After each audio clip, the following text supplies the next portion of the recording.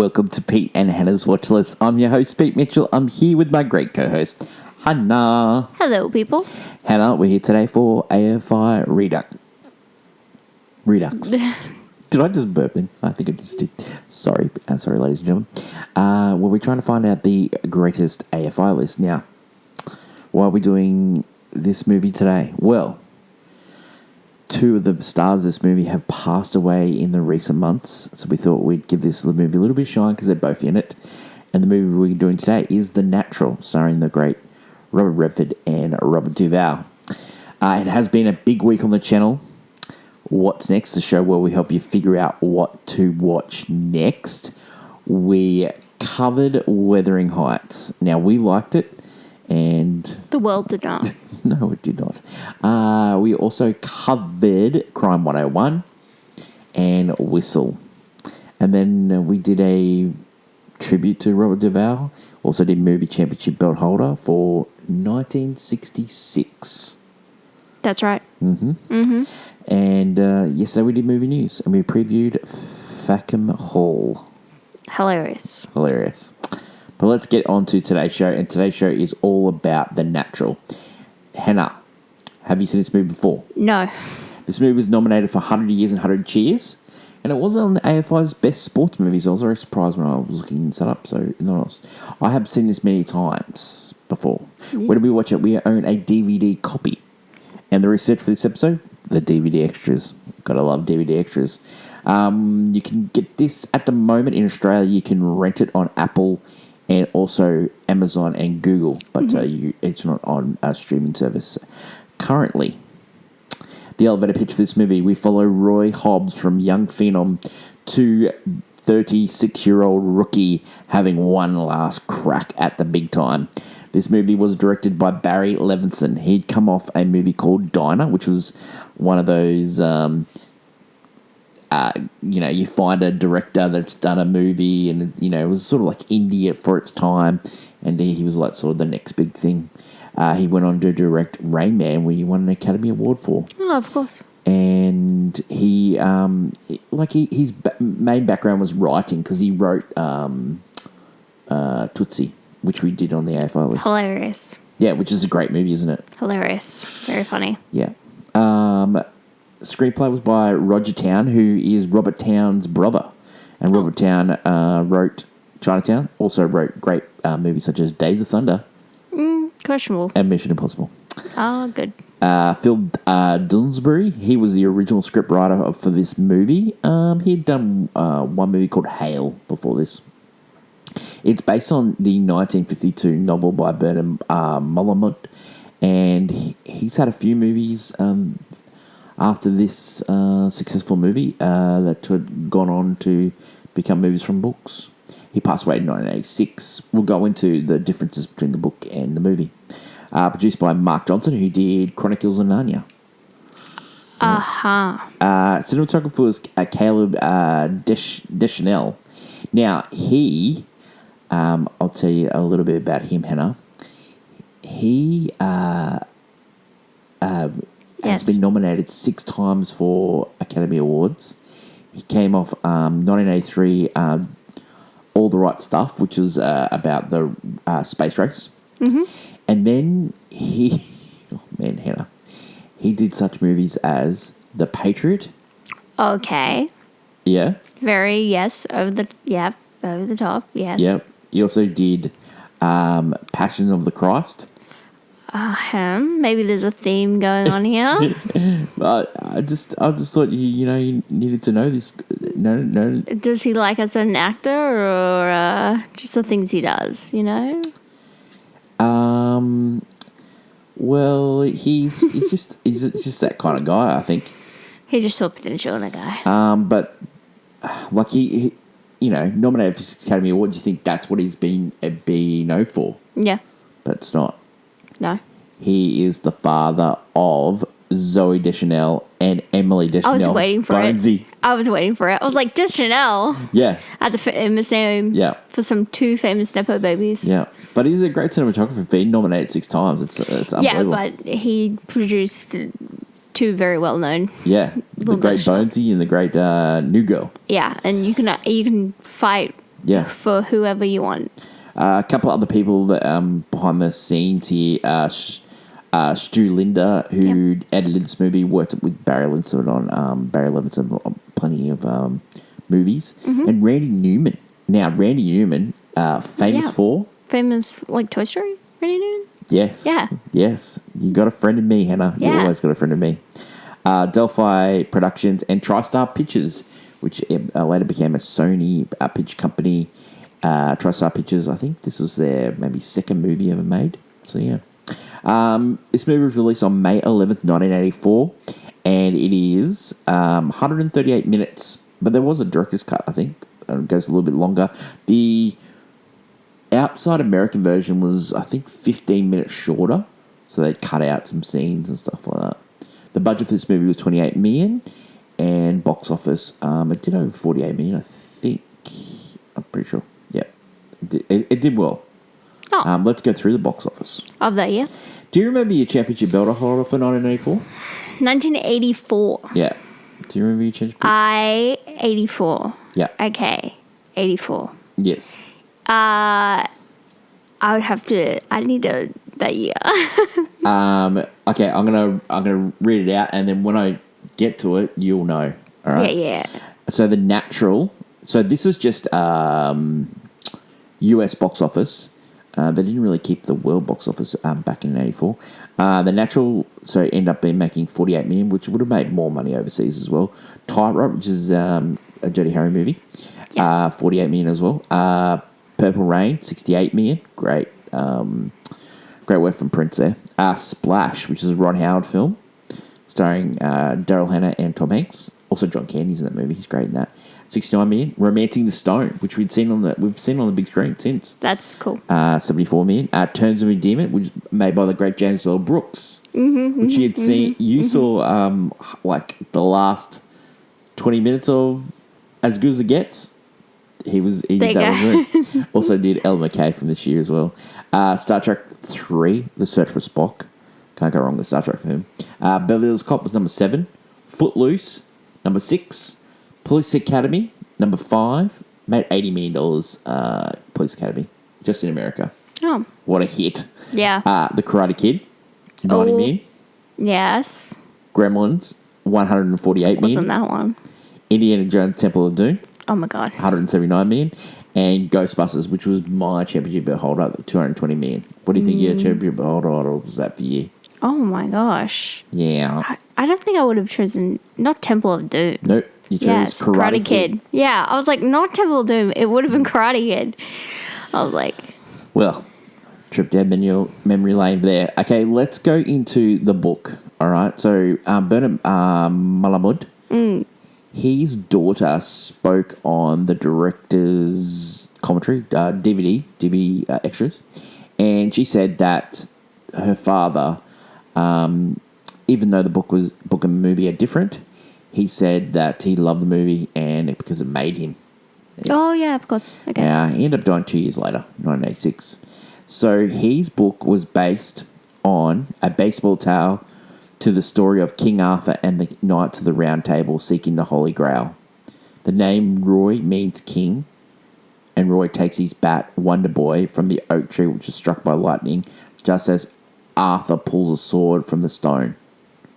Pop Fisher is the wounded Fisher King, though his story it is Roy that is wounded.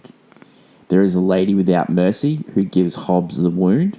He rallies the Knights of the Round Table to be the best in the land. The original Mahmoud story has a tragic conclusion that reflects La Mort d'Arthur. While the movie owes a lot to Mahmoud's book, the film takes liberties with it. Characters combined, changed, created. There's a lot of baseball history in the movie. Yeah. So they use like things like bump going through the wall that happened in a baseball game. The scoreboard getting wrecked by a baseball that happened in a baseball game. Like little things like that. Roy is a very different character in the novel. Less virtuous, more ambiguous. And the novel is darker and cynical. Okay, so let's go into the ending. This is how different the ending is, right? In the book, Roy takes the money. No. He takes the money and then has a change of heart and goes swinging for the fences, and he strikes out. No. And then afterwards, his story is broken by the reporter, The Max, yeah. Max, and everyone knows that he's a cheater. He took the money, and he becomes a pariah. He never reconciles with Iris. None of that happens, and that's the end of the book. It's a dark story. Oh, no. Yeah, that's the difference. Oh, no. Yeah. No, movies need happy stories. Okay, let's go through the Wow. stars of this movie. Robert Redford stars as Roy Hobbs. Now, Robert Redford had come off a 3-year break from acting. He'd last been seen in Brubaker in 1980, and he had been directing movies, and he directed Ordinary People, which became a Best Picture and a Director winner. Yeah, wow. Yeah. No, he was doing well. Like, we had him on the list for All the President's Men, and we talked about him when he passed away. We, did a big Robert Redford episode. But in this movie, he is so attractive in this movie. Well, he has to be the charming lead. Yes, very much so. Isn't he? Yes. Well, this when you tell me the King Arthur's Tale kind of thing, all the lighting of The Shining kind of makes it sense, because every time there's your kind of white knight characters like Robert Redford and Glenn Close, the light kind of shines at the back of them, creating some sort of halo effect. Very much like a knight in shining armor or something. He was 47 when he made this movie. Yeah. So Playing a he's 35-year-old. No, okay, so when he's the teenager. Teenager, he's 19 supposedly in the movie at that age. So that's why I was there's a lot of dark shots and sort of thing like that, a lot of slow mos and stuff like that. So there was a lot of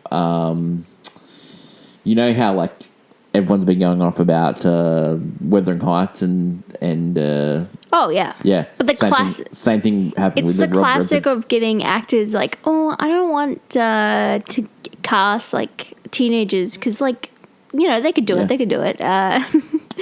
Some people are definitely put off by it. It's very funny. Robert Duvall. Okay, Yeah. so we paid tribute to him earlier this week. Robert Duvall came off Tender Mercies to make this movie, and Tender Mercies gave him his first Academy Award. Yeah, and Yeah. he's let's do that, and then let's play this. The reporter thing is such a bit part where he's just he's not even an important character to the story. He's just he hovers around. Yeah. He just hovers around. I think Robert Duvall played 2 different characters. He played the quite brooding sort of character, and then he played, the Colonel in Apocalypse Now, and this character sort of yap at the feet, sort of all the constant time. Yeah, and that was his thing, kicking and screaming with Will Ferrell. He did the same thing. Yeah. So his character in Days of Thunder is not much different to this character as well. Yeah. Where he plays Harry the mechanic. Glenn Close, okay, plays Iris Gaines in this, right? Yeah. Now, I want to tell you, this is Glenn Close. So she started a couple of TV shows. Her first major film role, Elephant Man. Right? Then did World According to Garp.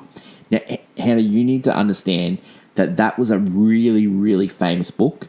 It was a famous movie because it was Robin Williams' first serious role. Oh, okay, yes. Coming off Mork and Mindy. Yep. John Lithgow was in it. It's a really confronting story in that movie as well.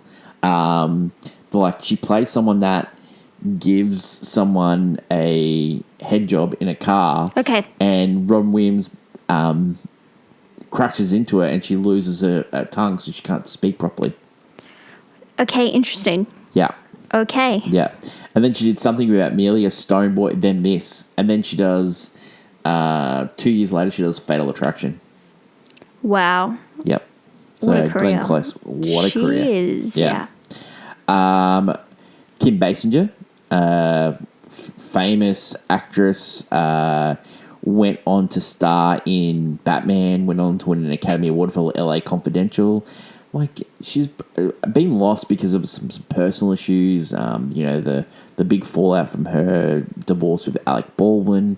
I thought she'd have a, probably the last great thing we saw her in was probably the Nice Guys, probably which she played. Yeah, the evil district attorney. Wilford Brimley plays Pop Fisher. He'd been in a lot of Robert Redford shows, movies, and he's just that guy. He was like in Cocoon. He always looked 80, but he was like in his late 40s when he was doing this movie. Started a few Tom Cruise movies. Yeah, he's just one of those guys. The great Wilford Brimley. Barbara Hershey, who plays Harriet Bird. And the story of her shooting the sports stars, that was sort of based on one of the first basemen in baseball getting shot. So back to that as well. Barbara Hershey, probably her most famous role was as in Beaches. Oh, okay. Yeah, Beaches. Robert Prosky, he did a Michael Mann film called Thief. He played a bad guy in a lot of movies and then ended up starring in The Great Last Action Hero, which is always a great movie. Richard Farnsworth played Red. He was like one of those cowboy actors. He's definitely the definition of that guy. And then Joe Don Baker played the Whammer, which is a sort of a knockoff of Babe Ruth. He's one of that guys as well. And then Michael Madsen, who played Bump Bailey. Great Quentin Tarantino actor. He's he only passed away recently as well. Yes. Yeah, he did. Yeah. I wanted to highlight someone who wasn't credited for this movie because he didn't want to be credited because he came onto the movie late and he played the bookie. And his name is Darren McGavin. Prosky said that the reason why he wanted to be uncredited was that he wanted it to be making a big deal because he came on the movie late, he was going to be below Redford, Brimley, Kim everyone else. Glenn Close. He wanted to be top billing, so he said, okay, uncredited me, and then it was a story why he was uncredited, so it became famous. I think he was in The Night Stalker and Christmas Story, but I think his famous role, or what I remember him for, he played Billy Madison's dad in Billy Madison. Oh, there you go. Yeah. Yeah, no. Yeah. Roger Town, his brother was more a famous writer than he was, but he did The Recruit, which was starred Colin Farrell and Al Pacino. Oh, yeah. Yeah. Oh, yeah. Yeah. Oh, yeah. Filming for this filmed at Buffalo, New York at the War Memorial Stadium, which was demolished in 1989, so we can't go see that hen. And that used double up for Wrigley Field and stuff like that. Buffalo's all-high stadium. Was the double for Wrigley Field. There you go.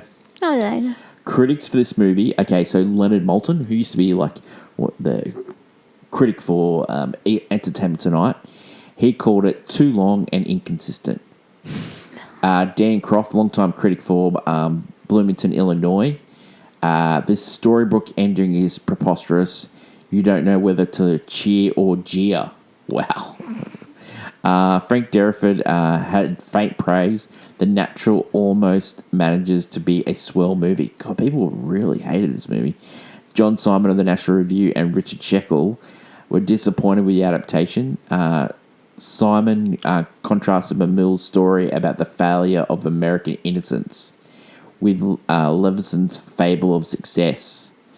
Roger Ebert called it adultery on behalf of Robert Redford. But Gene Siskel praised it, giving it 4 stars, also putting down other critics that insisted that they only had just read the novel recently, and that's why they're Isn't it funny? Yeah, it's funny. It's because this movie is not like the book, and they wanted a serious movie. I wonder what that's and about. And sometimes when they make not serious movies, it's like, okay. But you know what? This movie has been claimed by the people, and people love it. Yeah. Like the reaction to this movie recently, 82 on Rotten Tomatoes. Wow. 30.5 on Letterboxd. That's a high score for Letterboxd. And 7.4 on IMDb. This movie is liked by people. It was nominated for 4 Academy Awards. Glenn Close was nominated for Best Supporting Actor. Cinematography, as I said before, Cable Deschanel. Art direction, I love this guy's name. His name is Melbourne. Also, Randy Newman, also nominated. Kim Basinger was nominated for a Golden Globe for this role as well. Oh, okay. Hen. You know how we always talk about Oscars and, you know, people deserving Oscars and stuff like that? Like, Glenn Close deserves an Oscar. Right? 100%. Right. I think she's absolutely fantastic in this movie. She was nominated. She got beaten by Peggy Ashcroft for A Passage to India. Do you know why Peggy Ashcroft won? Why? She was in her 80s. Oh, you're saying it's like... It was a makeup award. Enjoy. She'd been acting for... Hannah. She'd been acting in movies such as 39 Steps from 1935. Oh, okay. Yeah, she was in Sunday Bloody Sunday.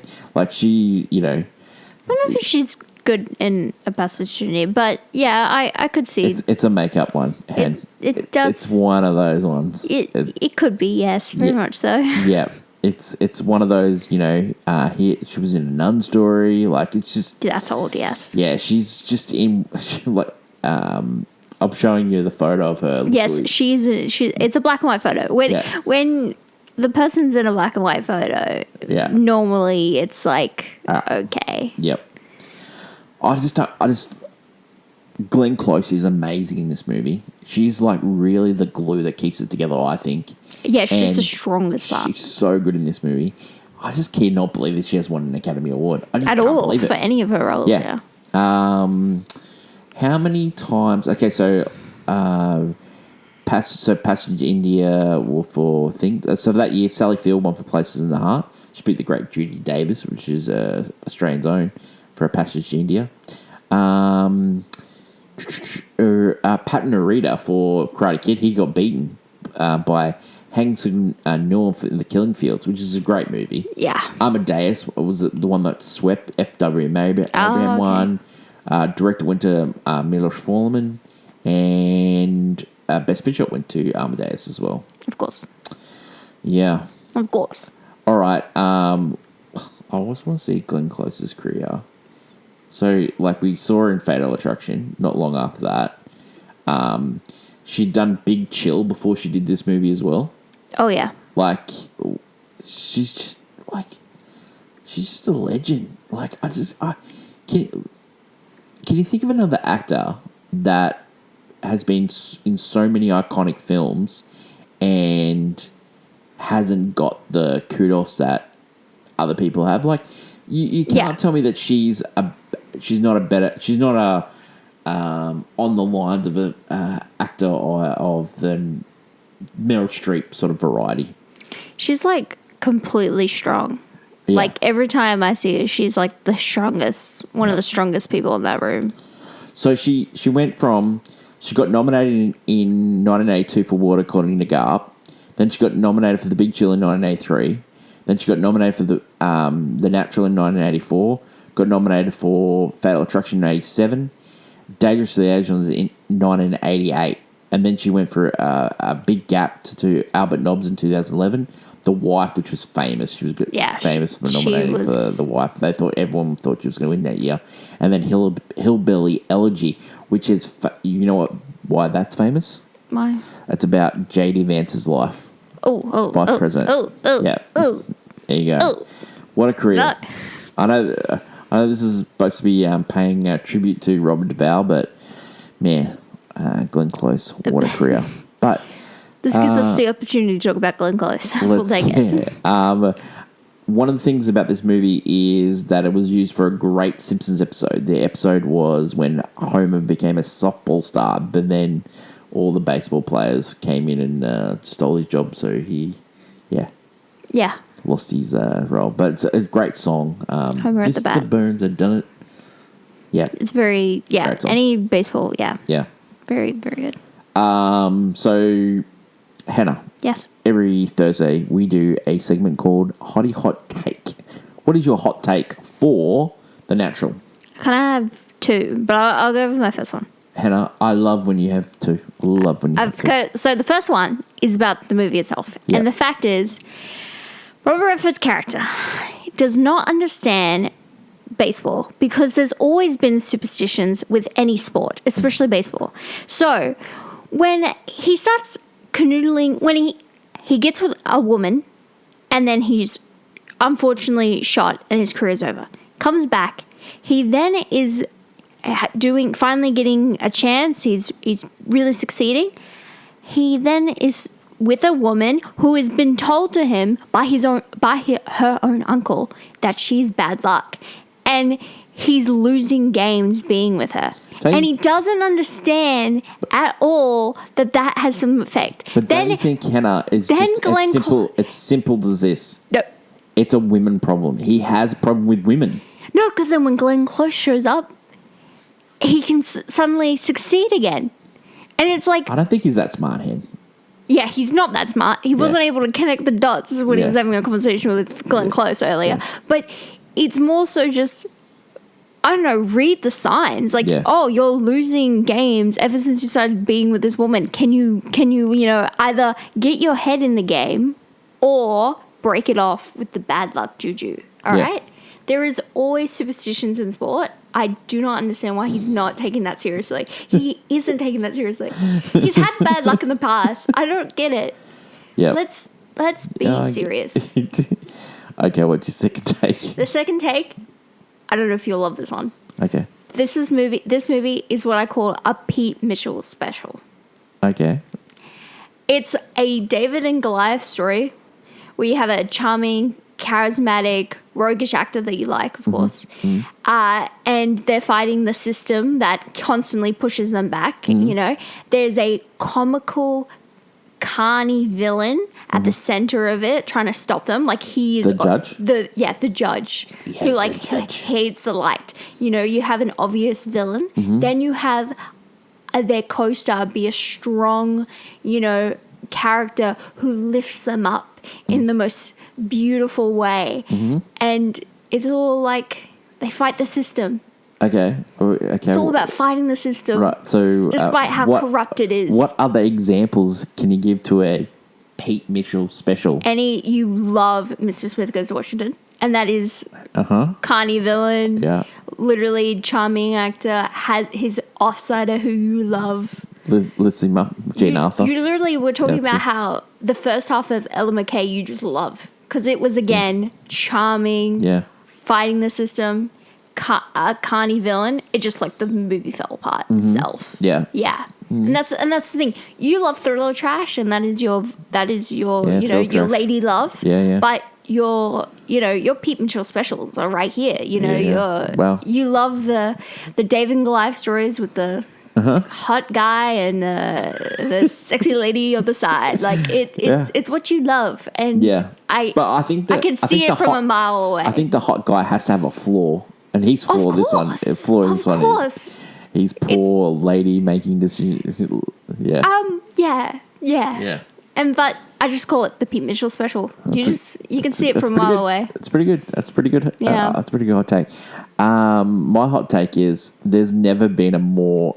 I say this all the time. There's never been a more attractive man than Robert Redford in this movie. Case closed. That scene at the end where he's throwing the ball with his son. Oh, my God. The shot is beautiful. Yeah.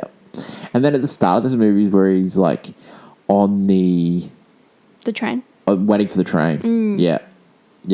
I think that bit was cut out the first time. The first time I watched it at home, I think that movie was... I think we watched the longer version. So I never saw that train bit. I only saw when he went to see Glenn Close. I don't know why. Anyway. But he's just so attractive in this movie. The costumes, the cardigan when he rocks up to Barbara Hershey and he gets shot, that cardigan he's rocking. Oh, I know. Man, wow. He's so attractive. He's so attractive. I didn't see it coming. Oh, well, you're blinded, bruv. You're blinded. He's blind. When you turn up and a lady's completely in black wearing a black veil, run. Run. She's in she's half dressed. Run. That's not flirting. That's something else. You need to run. And she's asking you a question. You're going to be the best. I'm like, brother, get out of there. Run. Okay, let's go to Pete and Hannah's review. And let's start with the scene breakdown. So I just want to definitely make sure there's two eras of the film.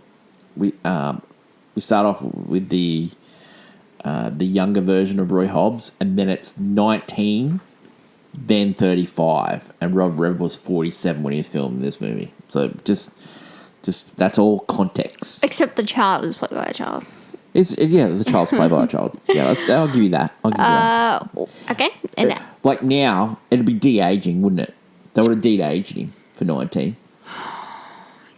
Possibly, but I prefer the kind of shrouding and darkness thing that older movies used to do. Like, the reason you have some movies that are in black and white is because sometimes it was to hide actors were, 20 years older than their co-star. Do you think if we had the movie now, one, it'd be de-aging, and two, we would have seen Glenn Close and Rob Redford get it on? Oh, 100%. No, they're getting on. Babes. That would be... This movie would be way more sultry. This is the opposite end of Glenn Close and Fatal Attraction. It's the opposite end. It is the total opposite end. This is There's sweet. no buddy balling in this movie. Yes. Yeah. Very homey. Okay, so our movie starts. While Roy is waiting for his train, we flash back to his youth. Mm-hmm. His father teaching him baseball, saying he has some sort of gift. This is the Superman of it all, isn't it? Yes, and then the next scene is later when his father has a heart attack and dies. I swear, Barry Levinson watched Superman. But that's a great scene. Let's do that. Let's put that out. That's how my hero starts. Yeah. Then when lightning strikes a tree, Roy uses that tree's wood to craft a baseball bat, calling it Wonder Boy. Yep. Very, very sweet. Iconic scene. He says, don't you think it's cool that the Wonder Boy and the Arthur's sword and stuff like that? Yeah. I was like, okay, that's cool. Yeah, now that you tell me about the Arthur's sword, the King Arthur thing, this movie makes a lot of sense. Yep. Anyway, so now that he's a young man, he says goodbye to his girlfriend, Iris, and leaves for tryouts. Not before. Chicago. Not before they have a little... roll in the hay. Say goodbye one last time, I'm going to be the best. On the train, Sam and Roy are snubbed by the Wemmer, a legendary ball player, and syndicated sports writer Max Mercy, which is... Duvall in this movie is just... He's a strange cat. He is on all cylinders in this movie. Yeah, because he has to be, because his role is I love it. Just the guy to the side. I love it. While stopped at a carnival, Sam bets Max that Roy can strike out the Wemmer in 3 pitches. Later in the film when the bookie comes into it, yes, and he says he lost $100,000 on 3 pitches. Some people have said that was the 3 pitches that he lost connection? On. Yeah, Cute. I don't think it is. I don't think it is either, but it's cute. Yeah. Roy succeeds, and when he returns to the train, Harriet Bird, a lady with an infatuation with champion athletes, seduces the guy. I want to make one point here, right? Yeah? And I only picked this up tonight. Watching the film. Yeah, watching the film. Is when we meet Max and the Wemmer, Max is reading the newspaper, and he tells the Wemmer that an Olympian and another sports star, 2 sports stars have died recently at the hands of a sort of serial killer. I never had picked that up before. Oh, and they were laying down the seeds. I always thought the Barbara Hershey character comes out of nowhere. No. She was killing Roy Hobbs because she wanted the Whammer to be the best. But I never put it together until tonight. Clicks in. Yeah. Because when Roy gets to a hotel, he gets a call from Harriet who wants to meet him. Yep. When he arrives, she is dressed in black, saying, she's asking actually him, is he going to be the best? Yeah. And when he says yes, she shoots him in the stomach and jumps out the window Yeah. like a crazy. Yeah. Fast forward. It's now like 1939.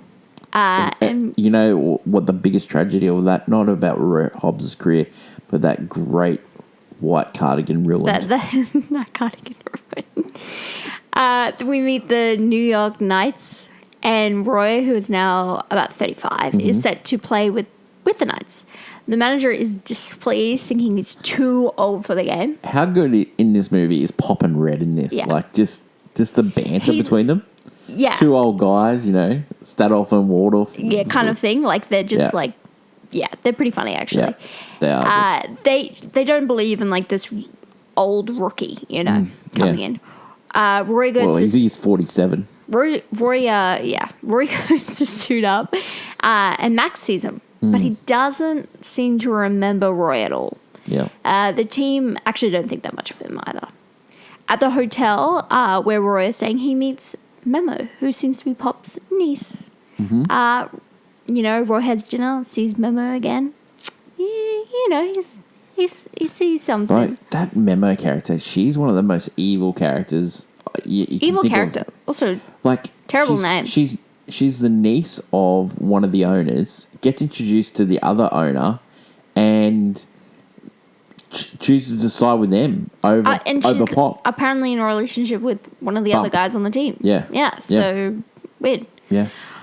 Pop just immediately benches Roy, and we get a montage of just the team just straight up losing. Yeah. I love a baseball movie where you see the team losing. Like, Major League does it really well. So many. There's a lot of montages. calamity of, Yeah.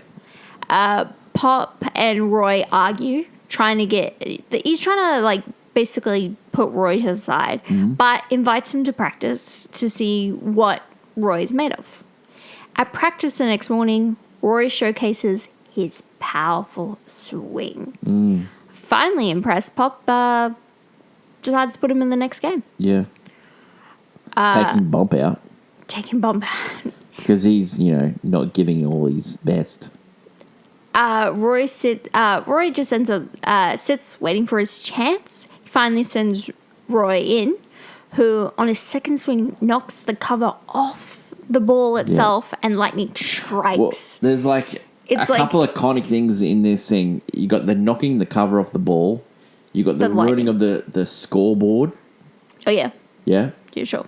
The most iconic one at all with the lights and all that stuff like that. It's just so many iconic with the hits. whole like King Arthur thing, like it makes so much sense. it's like there's this magic hero influence that this guy has. Yeah.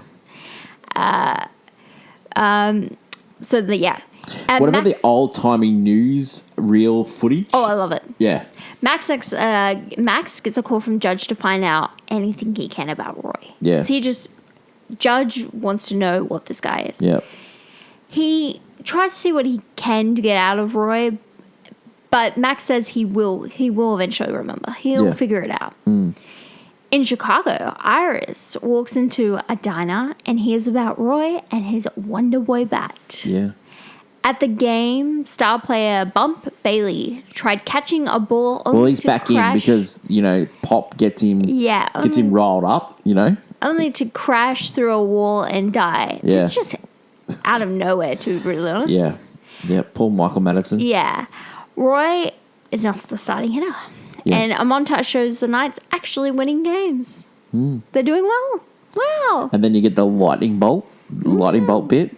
That's cool. Assistant manager Red Below reveals that Pop was actually forced to sell the controlling interest of the team to a new majority owner, so they need to win the Judge. They need to win the pennant. But Pop will regain ownership if the Knights win the pennant. Yeah.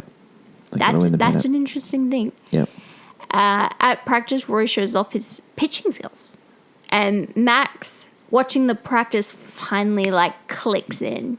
He's like, that's it. I know. Judge actually gets a meeting with Roy. The Judge shrouds himself in a weird darkness. He offers Roy a deal to lose. He adopted the dark. Yeah, I was really born in it. Molded by it. Roy, the deal to, like, basically lose your games. Roy just denies it. He even leaves turning on the lights. Yeah. Just to be a little bit of a jerk. Yeah, I love it. Little jerk behavior. Well, this is my type of movie. Max corners Roy. Mm-hmm. You know, he's like, I know your story, kid. Like, we got to work on this. He actually wants to introduce him to this guy, Gus, a bookie. And at this kind of meeting... Freaky guy who can figure out money. Freaky guy with a freaky eye. Roy at this little dinner table, you know who's out there? Memo. And he's charming Memo. Hannah, take a memo. Memo's a bitch. Yeah. Oh, yeah. They go to the beach where, you know, she reveals her, like, past and how she's not really looking for love and stuff. And Roy, still remaining a mystery, but babe's bump just died. Immediately is like, let's go for a row. You know? When they arrive at the hotel, Pop stops them. He stops Roy, saying his niece is bad luck. Yeah, bad juju. She got bad juju. He just won't listen and continues seeing Memo. Yeah. A montage then plays out of the team losing while Roy and Memo are in a blossoming romance together. Yeah. Interesting. Seeing that the Knights are in town, Ilsa goes to the... Iris, sorry.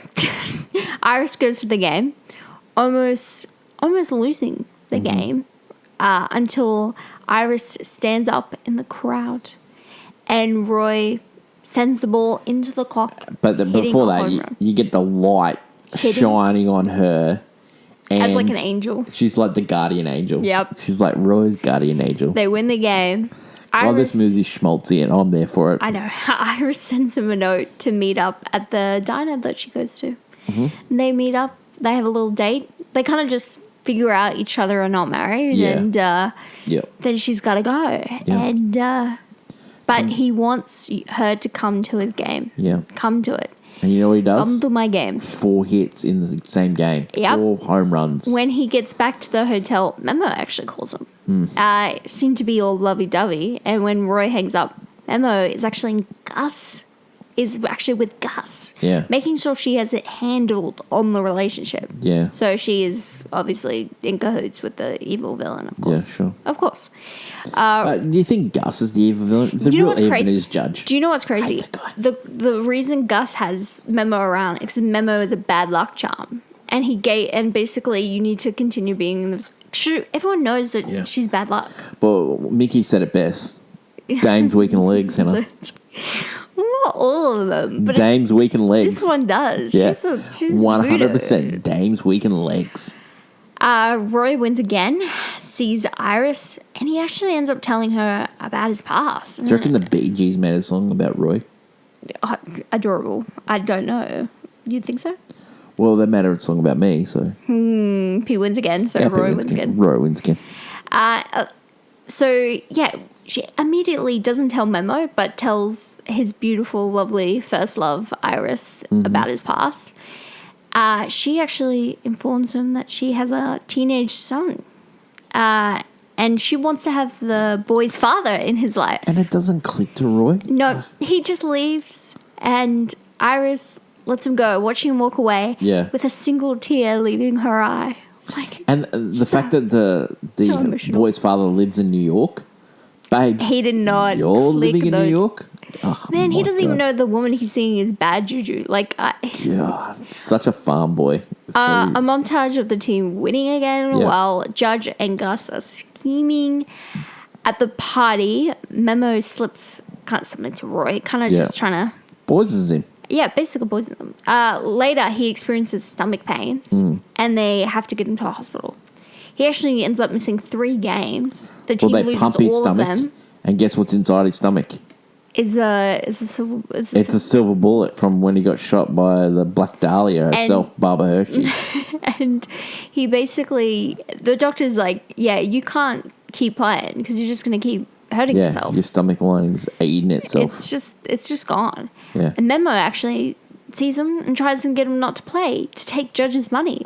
Oh, and he's just like, wow, it took him a while to figure that one out. God, it's so slow. He refuses instantly. But like, he's even like later on in the film when he walks in and she's there with Judge and Gus, he's like, oh, Gus and Judge and her in cahoots? No duh, Roy. No duh. Like, come on. Roy tries to practice, but ends up, injuring himself further. Hits old Maxi boy. He Robert does. Duvall. Just because Maxi's just like trying to like, I'm going to get the scoop. I'm going to get the scoop. I got this. He's like drawing his little pictures and he's like, I'm going to get it. You know what Rob Rev should have said to him? What? Listen here, my Krautnik friend. I ain't no band leader. But when he fails, the judge sees this. Back at the hospital, Judge visits him. Offers the deal again and blackmails him with the police pictures of him getting shot. And it's the boys. You're a hero to the boys. Oh, you were going to a woman who was half dressed? Mm-hmm. Oh, wow. Yeah. The next morning, Iris comes to visit. Roy... Do you think it's strange that... What? By her killing Roy, the greatest baseball player to ever live... Yeah, trying... That was her coup de grace. That was her pièce de résistance. Yeah, he was going to be the best, and so I stopped that from happening. But she took out an Olympian, took out I don't know why she then jumps out the window. Maybe it's because baseball's America's pastime. I don't know. Maybe. I don't know. Crime. I don't know. Roy does go on about what could have been. Yep. But Iris reassures him that without the records, he will still be remembered. Yeah. He's still amazing. Yeah. Roy kind of toughens up. Roy shows up to the judge's office. Here's your money. Giving back the money, saying he will play and no longer cares what they do. I'm swinging away. Upset Memo actually tries to shoot Roy. Oh, babes, I've met you before. And no shit, Roy. But Roy just leaves the men, and they're satisfied because they're thinking they got their money, and there's no way that guy is gonna win. Yep. There's just no way. He just can't do it. During the game, Roy deduces that pitcher Al was also bribed. I love when you use that word. Deduces. It's great. Deduces. But convinces him to play his best. Yeah. Kind of like, come on, the money ain't worth it. In the dugout, Roy receives a note from Iris. Because he's sucking in the game. Yeah, he's not doing well. He's injured. So, sure. Yeah. But he's got Wonder Boy. Anyway, it's revealing that Roy is the father to Iris' son. Yeah. I don't know as how soon as you said the kid, you go, of course, that's bloody Rob Riven's kid. He's just walking around the dugout. I just love him just like, he's like, it's come to me. Yes. Yeah. With the Knights trailing in the bottom of the ninth inning, Roy hits a foul ball that splits Wonder Boy. The bat's gone. Yeah. He tells the bat boy, Bobby, to pick him another bat. Now, throughout the entirety of this movie, little hints that he's been helping the bat boy, make his own baseball bat. The bat thing is really surprising because a 35-year-old turns up with a bat in a violin case. Classic. Yeah, this is and then our he teaches a boy how to make a bat. It looks very similar to his bat. They name it after a beer.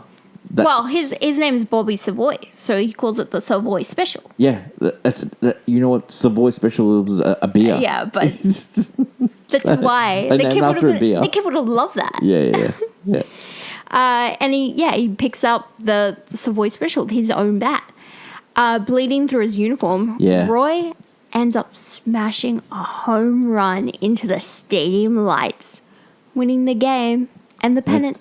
It's like fireworks over as well. And the ball keeps flying through the sky, back all the way to their farm as Iris watches Roy and their son play catch in the same field that Roy and his father played. And then we get that iconic shot of Roy.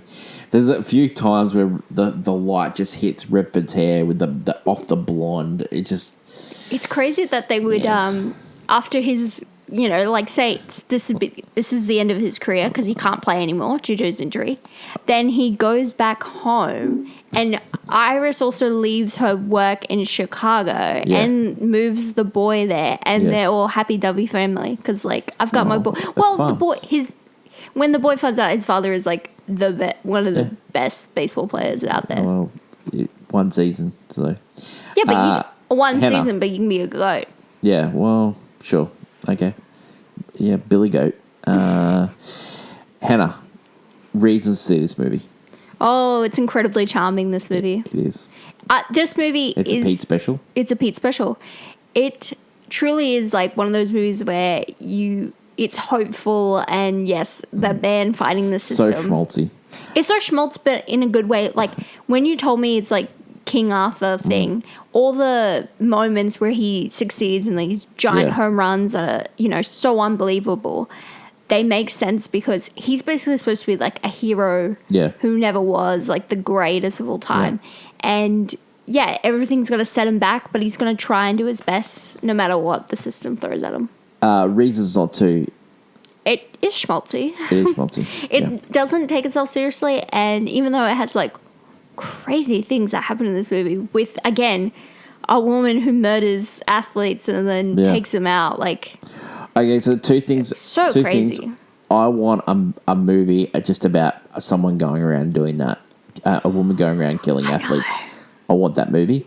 Second of all, I want the movie closer to the line of the book where he takes the bribe and loses the end. I know. I want that. I want that. The dark true ending. So it was never on a list. So if it was going to be on a list, surely it should be on the best sporting movies. I don't get why it's not. I know. It's a really good sports movie. It's just a really charming one. Like out of the baseball ones. So you are surprised it's not on the best sports movies. Sports, I'd put it in sports, 100%. Would you buy this movie on 4K if it was available? Yeah. It's a very, very gorgeous movie. And will you watch this movie again? I could watch this movie again. And would you recommend people to watch this movie? I actually would recommend people and watch rating for this movie? Banger. Banger. It is bangerang. Would you like to go higher than that? No, it's a banger. It's a banger. It's a banger. Let's not go too far. It's a banger. You're like, in my heart, but in reality. I want to pay tribute to Robert Duvall. He is funny in this movie. And, I mean, all of his... We have mentioned him many times before on the AFI Top 100 list. He's shows up so many times. 5 times. He's so reliable. He's just really just reliable. that great actor. He's going to do his role and he's going to do it the best as anyone could. Yep. He was a goat. Yeah. And when they asked him, why weren't you in Godfather Part 3? And he said, I wanted the same money as Pacino. And when they said no... He deserved it, by the way. I'm not turning up. And the movie's poorer for it. Yeah, it is. Love and that also because he is probably he's one of the most memorable characters on Know your worth, people. Know your worth. That is it for today's show. That is it for our week. Hope everyone has a great weekend. We have a great week on the channel next week. What's next? We're doing Fuck 'em All. Huge. Yeah. Then we are doing AFI Redux and it's Dance with the Wolves. Now, we promised that last week, but circumstances changed. We have it now. No, circumstances changed. Robert Duvall, pay tribute to Robert Duvall. So Dance with the Wolves is next week. And then we'll be previewing movies from the... Next week. It will be Testament of Anne Lee. Yep.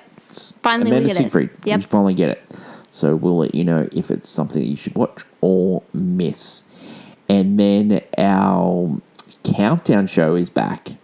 And our countdown show next week is rating the best picture winners of all time. Our top 5 each. Our top 5 begins your top 5. So that will be really cool. I love that for us. That will be a great week on the channel next week. Really looking forward to that one. That's true. Hannah, I hope you have a great weekend. I hope everyone out there has a great weekend. I'm Pete, and it's been a pleasure. True. Long live cinema, and until we meet again, it's bye for now. Bye.